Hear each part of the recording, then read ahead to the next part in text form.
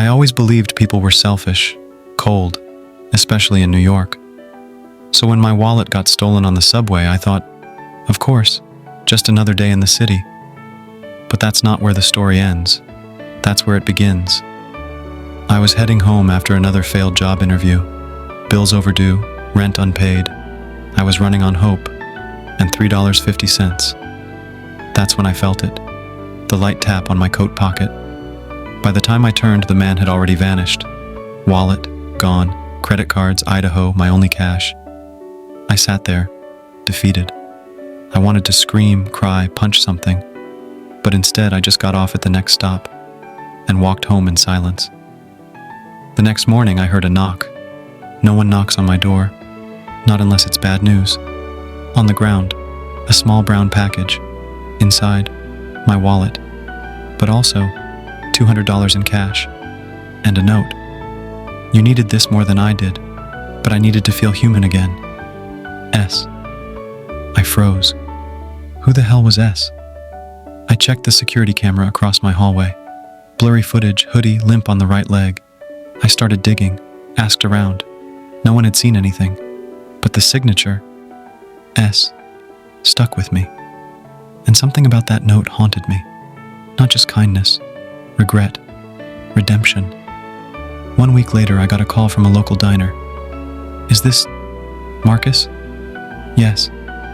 Someone left this envelope here, said it was for you, with a blueberry pie.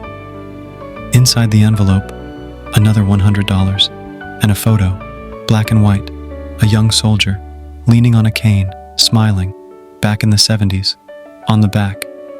He was the best version of me, S. I brought the photo to the local VA hospital.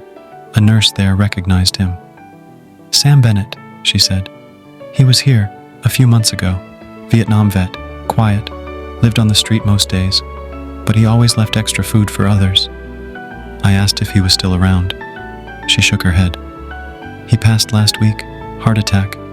But you know, just before he died, he gave me one last request. She handed me a sealed envelope. It read, "To Marcus, the man I once was." Inside was a letter. "Marcus, I stole your wallet.